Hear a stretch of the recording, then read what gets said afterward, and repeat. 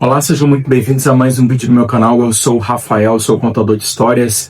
E pessoal, no relato de hoje nós vamos ouvir a história da Catiane, uma inscrita aqui do canal que resolveu abrir o seu coração em contar a sua história. Ela entrou em contato pelo WhatsApp aqui do canal e escreveu, o seu relato, tudo o que aconteceu com ela no primeiro casamento que ela teve. Então, uma história muito emocionante, tenho certeza que vocês vão gostar de ouvir até o final. E os mesmos recados de sempre: curte, comente, compartilhe. Se você quer que eu leia a sua história aqui no canal também, é só você mandar para mim a sua história que eu vou ter maior satisfação de ler aqui, tá? Pelo WhatsApp ou pelo e-mail. Então, sem mais enrolações, vamos lá ouvir a história da Catiane. Olá, Rafa, tudo bem? Me chamo Catiane, sou de São Gabriel, aqui do Rio Grande do Sul, e sou sua grande fã. Assisto seus vídeos todos os dias, muito obrigado, principalmente quando estou fazendo os afazeres do dia a dia, limpando a casa, fazendo comida.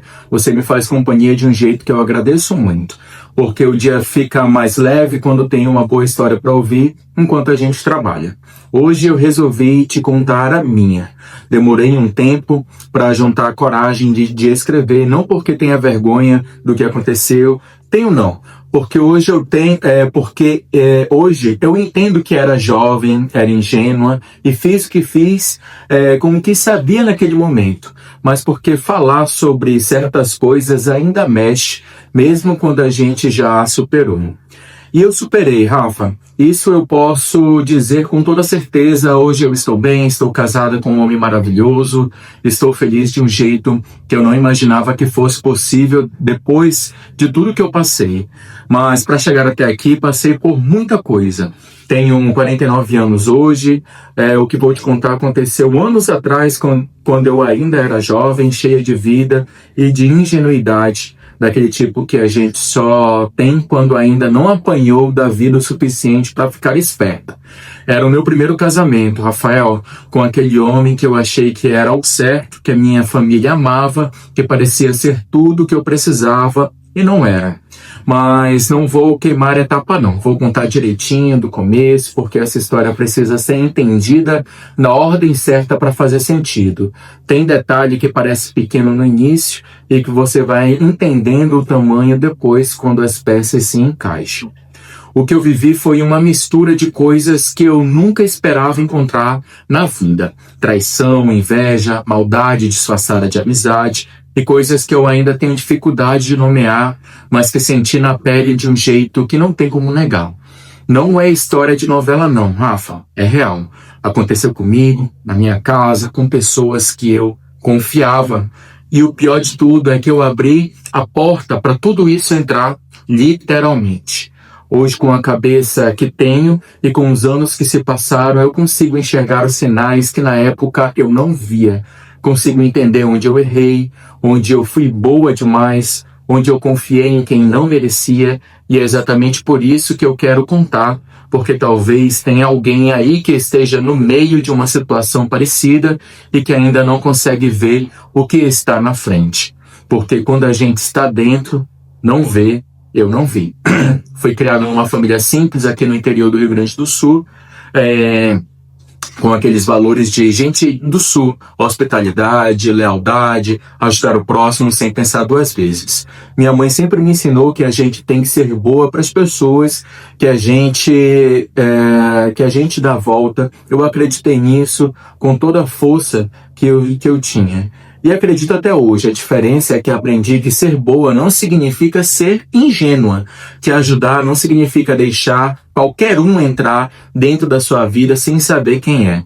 Que coração tem que ser generoso, mas a cabeça, tem que estar acordada, é verdade. Aprendi isso da forma mais difícil possível, mas aprendi. Então se prepara, Rafa, porque o que eu tenho para te contar não é pouco não. Começa com uma vizinha, com uma cerca baixa entre dois quintais e com uma amizade que parecia boa, mas que estava podre por dentro desde o começo. O Marcos era meu vizinho desde que eu me entendia por gente. Nossas famílias eram amigas há muitos anos, daquele tipo de amizade de interior que não precisa de ocasião especial para acontecer, que existe no dia a dia, na porta aberta, no chimarrão passando de mão em mão no fim da tarde. Meu pai gostava muito dele, pescavam juntos todo fim de semana, saíam cedo, voltavam com aquela história de peixe que crescia e a cada vez se contavam. Era daquelas amizades de homem que não precisa de muito para existir, só de tempo, de paciência e de uma boa conversa. Todo fim de semana o Marcos estava lá em casa, tomando chimarrão com meu pai, comendo churrasco, jogando conversa fora com a família. Era presença tão natural que a gente nem percebia, mas quando ele chegava era como se já fizesse parte daquilo tudo. E eu fui me apaixonando sem perceber. Não foi um momento específico, não foi um dia em que eu acordei e decidi, foi aos poucos, daquele jeito que as coisas acontecem quando a gente convive muito com alguém e vai se acostumando com a presença da pessoa até que um dia percebe que sente falta quando ela não está. Ele foi o meu primeiro homem, meu primeiro amor, minha primeira experiência de tudo que namoro e relacionamento significam. Eu era jovem, era boba e estava completamente apaixonada. Casamos cedo, fomos viver juntos, começamos nossa vida, construir o que a gente chamava de futuro. Meu pai abençoou aquela união com aquele orgulho de homem que está entregando a filha para alguém que ele conhece e confia. Minha mãe estava feliz, a família dele estava feliz, tudo parecia certo. E por um tempo foi. A gente tinha aquela vida simples de casal novo que está aprendendo a dividir espaço e construir rotina. A descobrir o que é viver junto de verdade. A descobrir o que é viver junto de verdade. Não era perfeito, não é, nunca é, mas era bom. Era o começo de algo que eu achava que ia durar para sempre. Mas eu sabia o que estava por vir, porque a vida tem um jeito de mudar de rumo quando a gente menos espera. E no nosso caso, a mudança veio com uma cerca baixa, um quintal vizinho e um casal que parecia normal, mas que não era nada do que aparentava ser. Foi quando um casal novo se mudou para perto e tudo começou a mudar. A casa deles ficava no fundo da nossa, os quintais se encontravam separados só por uma cerquinha baixa, daquelas que qualquer um passa por cima sem muito esforço. Não tinha muro, não tinha distância real entre um terreno e outro. Era quase como se a gente morasse junto de tão próximo que ficava. Hoje, eu penso que aquela cerca baixa foi uma metáfora do que estava por vir. Não tinha barreira nenhuma que impedisse o que aquelas pessoas iam trazer para dentro da minha vida.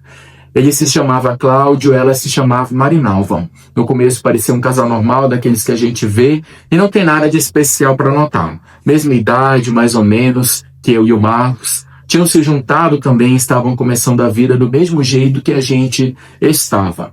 Aquilo criou uma proximidade natural, a gente se identificava, tinha assunto, tinha ponto em comum, duas famílias jovens, dois quintais colados, né? Era quase inevitável que a gente se aproximasse.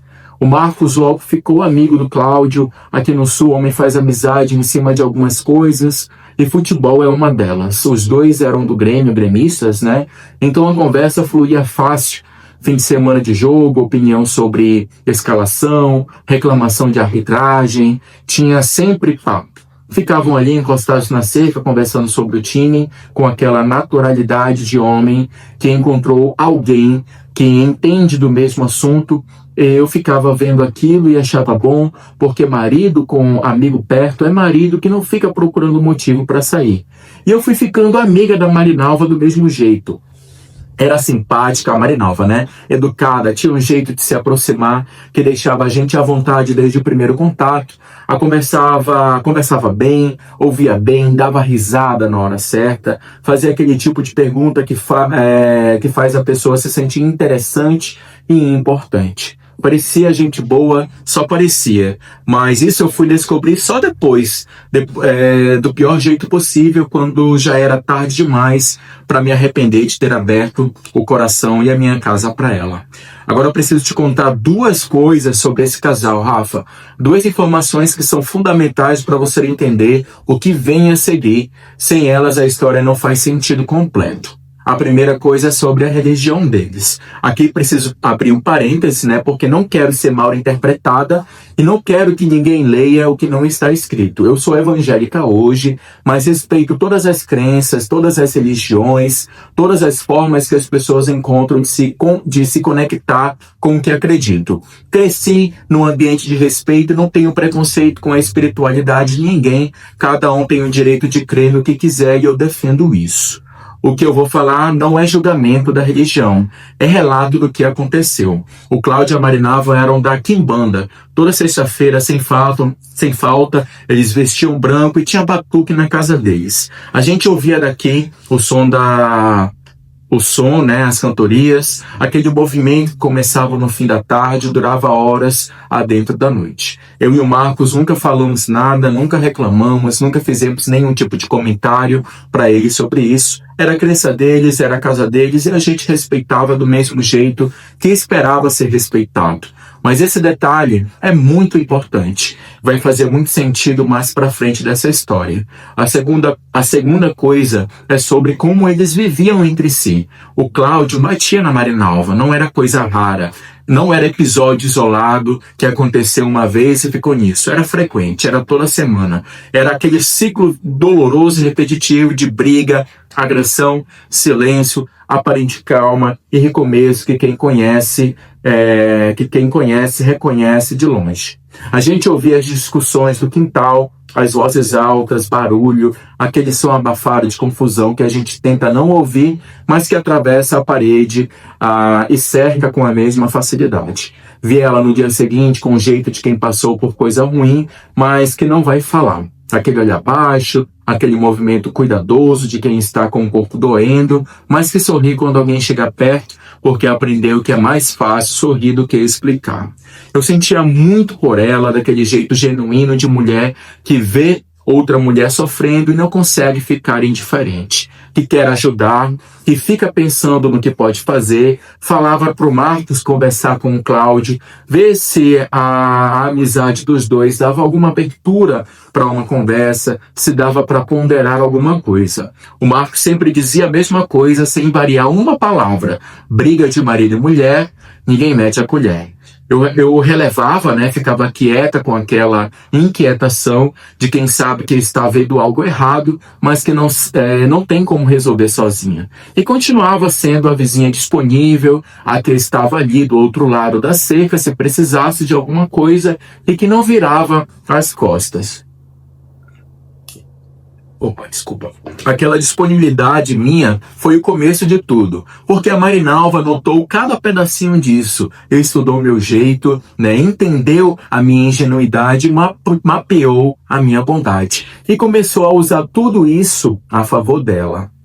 A amizade com a Marinalva foi crescendo naturalmente, daquele jeito que a amizade de vizinha cresce quando a gente tem tempo e proximidade, nada que indique que deveria ser diferente. A gente começou a fazer coisas juntas, bolo principalmente. Eu sempre gostei de cozinhar e ela também. Então virava e mexia, a gente estava numa cozinha ou na outra, farinha na mão, conversando enquanto misturava massa. Tinha aquela leveza de duas mulheres jovens que estão começando a vida e encontram uma na outra uma companhia boa. E as conversas foram ficando mais íntimas. Hoje eu sei que isso foi um erro, né?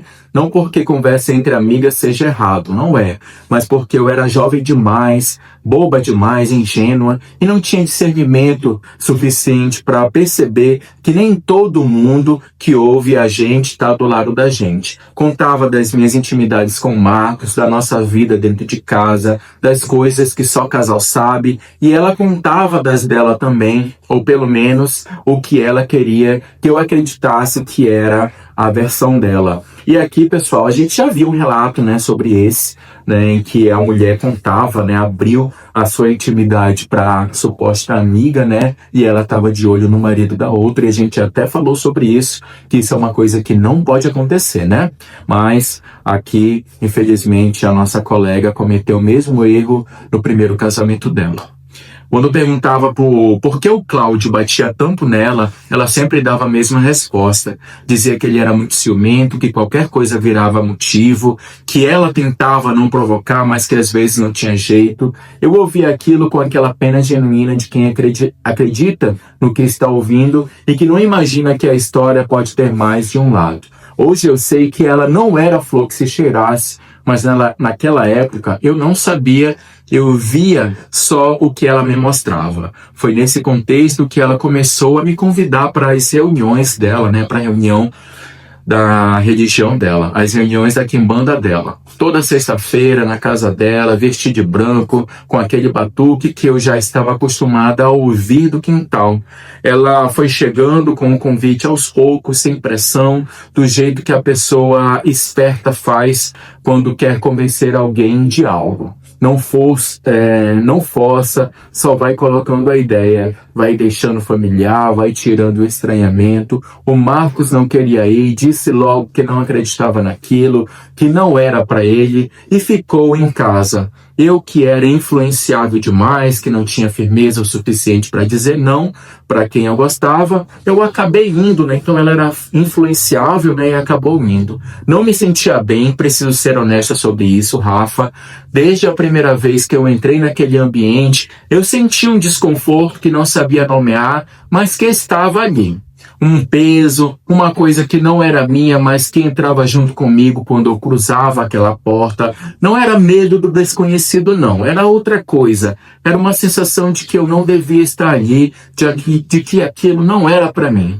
Mas fui mesmo assim, algumas vezes, fizemos coisas lá, que eu não vou detalhar porque não quero e porque não precisa. O que posso dizer é que não me orgulho, que peço perdão a Deus por isso e que aquelas experiências ficaram em mim de um jeito que eu demorei muito tempo para limpar.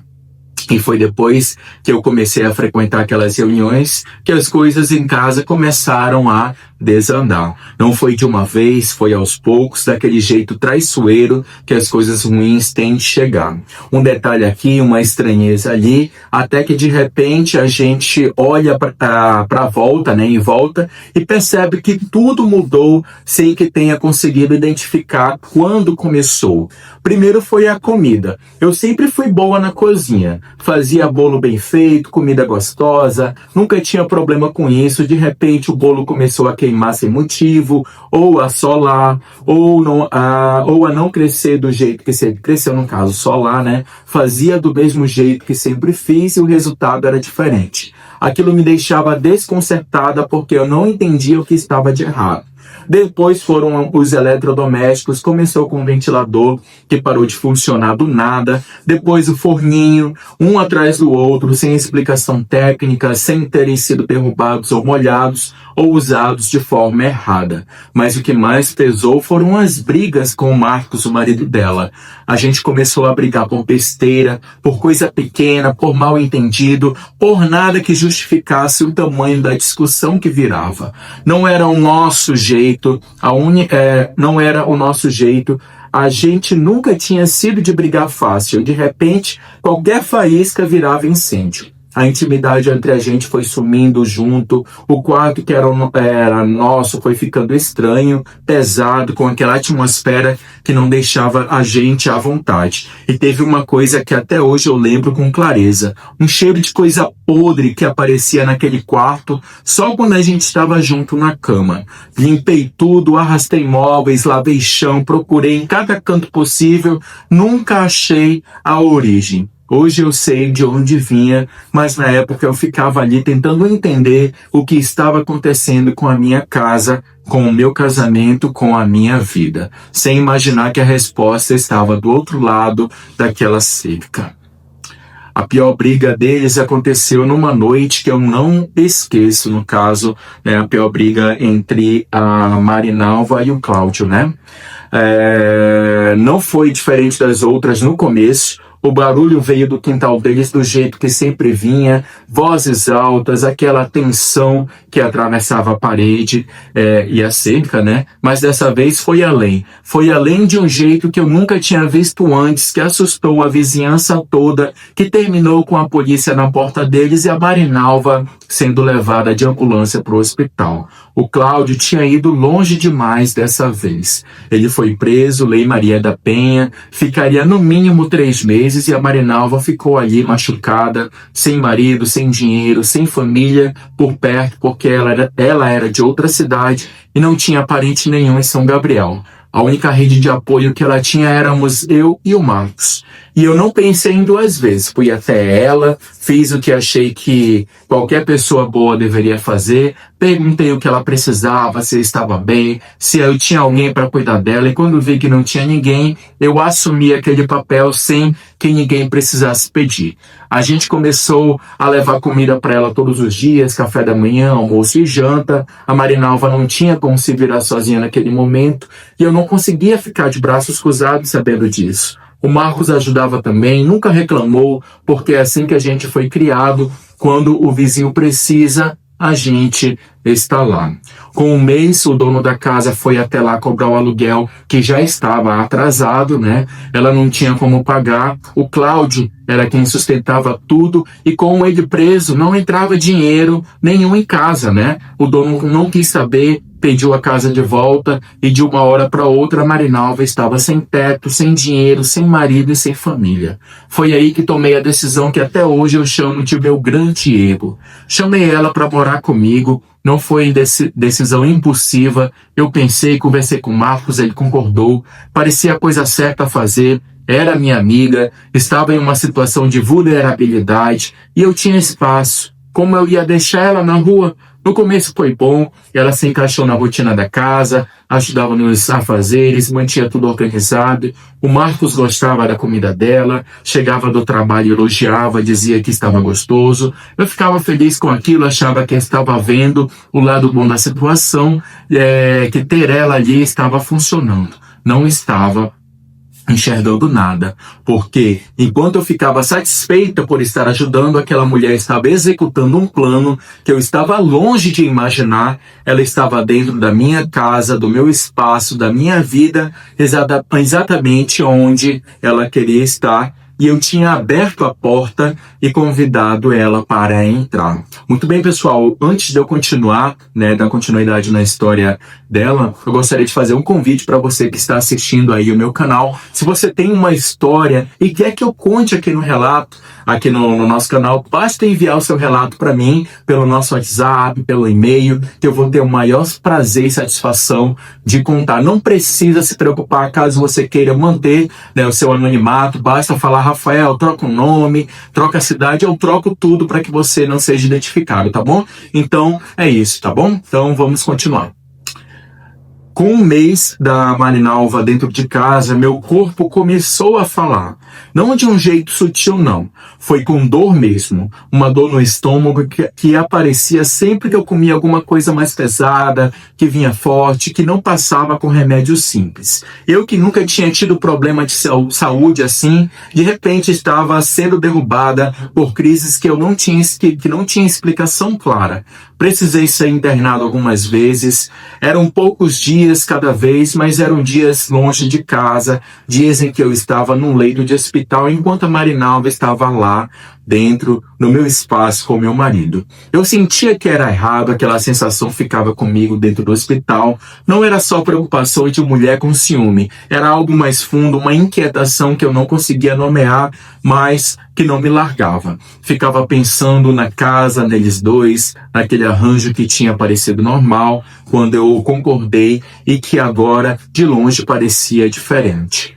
Mas aí eu ligava pro Marcos e ele me acalmava, dizia que ela era muito respeitadora, que não havia nada de errado, que eu não me preocupasse e me recuperasse logo. Dizia que me amava e eu acreditava. Acreditava porque eu queria acreditar, porque a alternativa era demais para processar. Nossa, Rafael, hoje olhando como eu era bobo, eu acreditava em tudo que me diziam, porque era mais fácil segurar aquela inquietação do que encará-la de frente. Como eu fui ingênua, Rafa. naquele momento, enquanto eu estava internada, acreditando, né, acreditando no meu marido, ignorando o que sentia por dentro, eles já estavam me traindo. Eu ligava para ele, ouvia a voz dele me dizendo que me amava e desligava um pouco mais tranquila. A tranquilidade era mentira, mas eu não sabia ainda. Ia saber em breve da pior forma possível. A crise que veio dessa vez, a crise de dor, né, que ela sentiu, foi diferente de todas as outras. Não era dor do estômago comum. Era uma dor que tomou o corpo inteiro, que não deixava eu me mexer, que me fez ir para o hospital de madrugada com a certeza de que algo estava muito errado. Os médicos examinaram, fizeram exames e o diagnóstico veio pesado, apendicite severa com abscesso.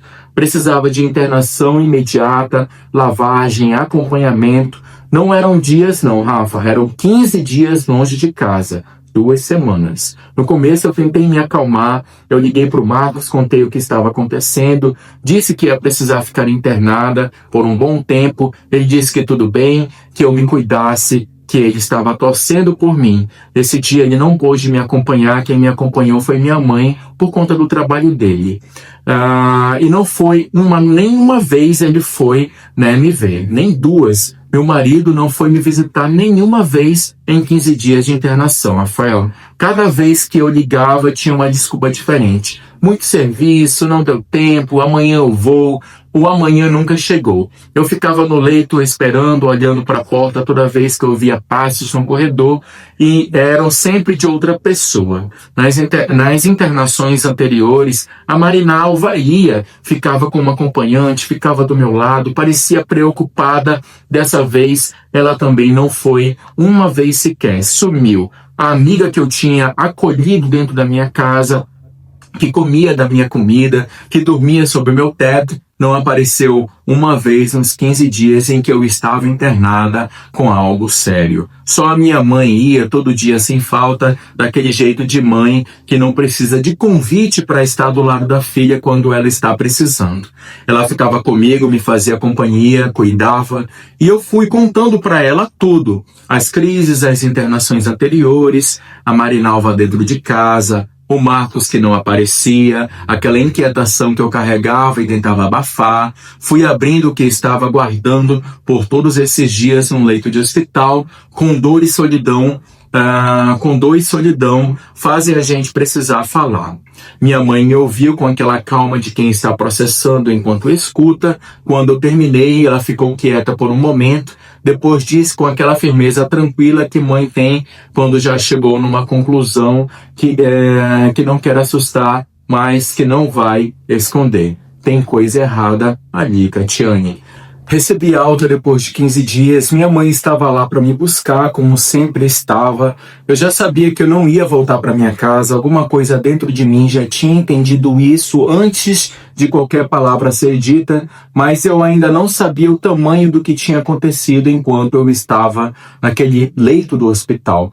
Minha mãe me contou no caminho, disse que tinha ficado preocupada com tudo que eu tinha relatado, o Marcos que não aparecia, a Marinalva que tinha sumido, aquela sensação que eu carregava e não conseguia nomear. Tinha contado para o meu pai, e meu pai, que era um homem de poucas palavras, mas de atitude certa, na hora certa, foi até a casa falar com o Marcos.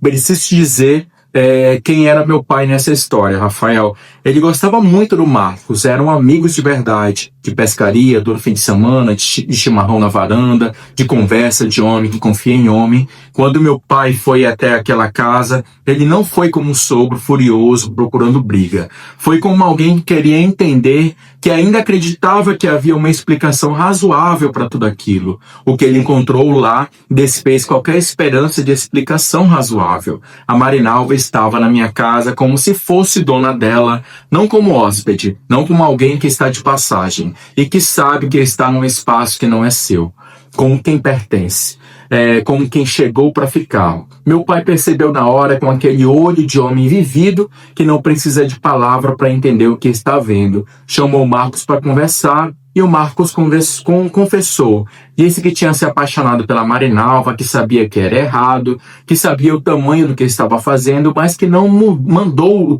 no coração e que as coisas tinham acontecido naturalmente. disse aquilo para o homem que pescava com ele todo final de semana, né, que tinha entregado a filha dele com confiança, que estava ali naquele momento tentando entender como aquilo era possível. Meu pai ficou sem acreditar, ficou parado, processando aquilo, porque não era só o genro que tinha traído a filha, era alguém que ele considerava de verdade, que não esperaria aquilo. Mas meu pai foi um homem pacífico, não gritou, não fez escândalo, não perdeu a compostura, fez o que precisava ser feito com a dignidade que sempre teve, foi até o quarto, pegou as minhas coisas, colocou dentro do carro e levou para casa. Eu ouvi tudo isso em silêncio no banco do passageiro, né, enquanto São Gabriel passava pela janela. Não foi aquele choro imediato, foi o silêncio pesado de quem sabe que está recebendo confirmação do que já sentia por dentro, mas que ainda doía quando chegou em palavras. Como ele pôde? Como ela pôde? Eu tinha aberto minha casa, minha cozinha, minha mesa, tinha ficado do lado dela nas piores horas, tinha dado comida, tinha oferecido teto quando ela não tinha para onde ir, tinha sido amiga de verdade. E ela tinha usado cada pedacinho disso contra mim em uma frieza que eu ainda não consigo entender completamente. A separação aconteceu, não tinha o que conversar, não tinha o que salvar. Voltei para casa dos meus pais carregando aquela dor misturada de traição, de humilhação e de raiva de mim mesma por ter sido tão ingênua. Meses depois, as novidades chegaram pela vizinhança, porque em cidade pequena as coisas chegam querendo ou não. O Marcos e a Marinalva estavam juntos, mas brigavam muito. Se separavam, voltavam, aquela relação que nasceu em cima de mentira, não tinha base para se sustentar. E então o Cláudio saiu da prisão, foi atrás da mulher quando chegou e encontrou a Marinalva estabelecida na casa que tinha sido minha com o Marcos. Foi uma confusão que os vizinhos fizeram que quase terminou em tragédia. Eu soube por alto e não fui atrás de detalhes, não precisava. Tempos depois o Marcos me procurou, né? Sempre procura, né, gente? Não esperava, não tinha fechado aquela porta dentro de mim e estava tentando seguir em frente.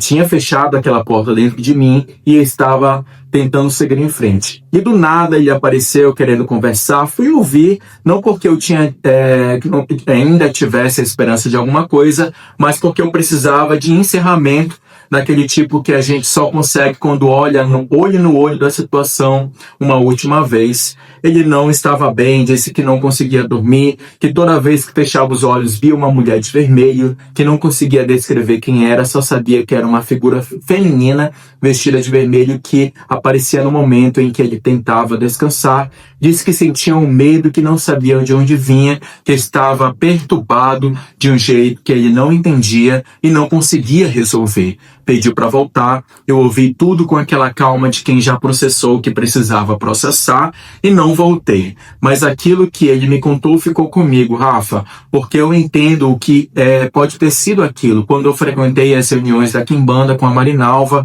quando eu participei de coisas que não eram minhas e que eu não devia ter me envolvido, eu dei abertura, não sei exatamente o que foi feito, não sei o que ela usou como usou, mas acredito que aquela mulher fez algo para afastar a gente, para prender ele. Isso não justifica nada o que ele fez. Preciso deixar isso claro, porque não quero que ninguém leia o que não está escrito. O homem enfeitiçado ainda é homem que faz escolha. Ele podia ter resistido, podia ter me contado se estava sentindo alguma coisa estranha, podia ter escolhido diferente em cada momento daquele processo, mas não escolheu. A responsabilidade dele existe independente de qualquer outra coisa. Mas entendo que a Marinalva tinha a intenção desde o começo, que nada daquilo foi acidente, né? Não voltei para ele, nunca mais soube dele depois daquilo. Por alto, pela vizinhança, chegou a informação de que o relacionamento deles não tinha dado em nada, que depois de tudo que fizeram, de tudo que destruíram, não ficou nada de pé. Aquilo me pareceu justo, sem que eu precisasse torcer por isso. Eu não precisava de vingança, nunca precisei. O que aconteceu com eles aconteceu sozinho e eu estava ocupada demais reconstruindo a minha vida para ficar olhando para trás. Voltar para casa dos meus pais não foi uma derrota. Demorei um tempo para entender isso, mas eu entendi. Na época parecia que eu estava regredindo, voltando para trás, né? Como se tudo que eu tinha tentado construir tivesse desmoronado e me deixado no ponto de partida, no mesmo ponto de partida. Mas não era isso. Era recomeço, era o lugar seguro onde eu precisava estar para me reerguer antes de tentar de novo. E foi exatamente o que aconteceu. Fui me reconstruindo aos poucos, não foi rápido, não foi linear. Teve dias que foi mais difícil do que o outro, mas fui ficando mais forte, fui ganhando uma clareza sobre a vida e sobre as pessoas que eu não tinha antes. Aprendi a enxergar além do que as pessoas mostram, a não confundir simpatia com caráter, a entender que bondade sem discernimento não é virtude, é vulnerabilidade. Aprendi que porta de casa não se abre para qualquer um, só porque o coração manda. Aprendi que ajudar tem limite, que acolher tem limite e que esses limites existem para proteger a gente e não para nos tornar menos humanos. Nunca mais coloquei ninguém dentro da minha casa, independente da necessidade que essa pessoa estivesse passando, não por frieza, mas por sabedoria. Anos depois conheci o homem com quem sou casada hoje. Não vou dizer o nome dele para preservar a privacidade, mas vou te dizer quem ele é. É um homem bom, Rafa, daqueles que a gente demora a acreditar que existe, porque já foi muito machucada para acreditar fácil. É presente, é respeitoso, é parceiro de verdade, aquele tipo que está do lado, e não só nas coisas bonitas, mas nas difíceis também, que não some quando a situação pede mais do que o confortável. Com ele eu sou feliz de um jeito tranquilo, real, sem aquela ansiedade de quem está esperando a próxima decepção.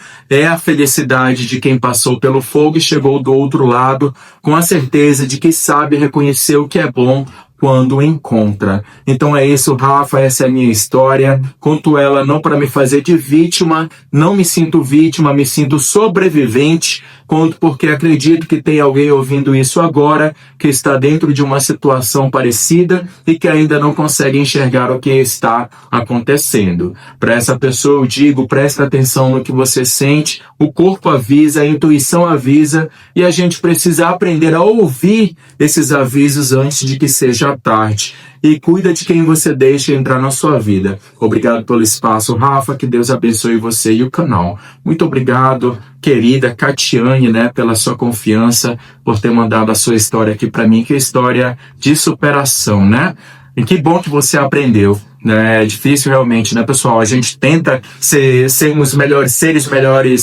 ser melhores humanos, Ser pessoas que ajudam mais as outras pessoas, mas tem situações que realmente são muito difíceis, Ainda mais você colocar dentro de sua casa pessoas estranhas, pessoas que você não conhece, que pela frente são uma coisa, mas que no íntimo você não sabe quais são as intuições, as intenções, os planos daquela pessoa, É muito claro o que aconteceu aqui nessa história, essa mulher, independente da religião, mas ela já tinha uma maldade dentro dela, já tinha um desejo, de roubar, o marido da coitada. Roubou, mas é aquela coisa, tudo que começa errado, termina errado. E é isso que acontece, a pessoa ela não é feliz, Ela não é feliz, não adianta ela tentar dar murro em ponta de faca. O que começa errado não tem como a pessoa ser feliz. E isso é uma verdade. Mas é isso, pessoal, mais uma história pra gente aprender a não confiar 100% nas pessoas, a tomar cuidado com o que a gente coloca dentro da nossa casa. Mas é isso aí, pessoal. O que vocês acharam da história da Catiane? Deixa aqui nos comentários. E os mesmos recados, curte, comente, compartilha. Muito obrigado pela companhia de vocês. Se tem uma história para enviar, manda para mim, tá bom? E se aparecer o botão de like, aproveita e já me dá essa moralzinha aí, tá bom? Então é isso, pessoal. Muito obrigado. Fiquem com Deus e até o próximo vídeo, se Deus quiser. Um grande abraço e tchau.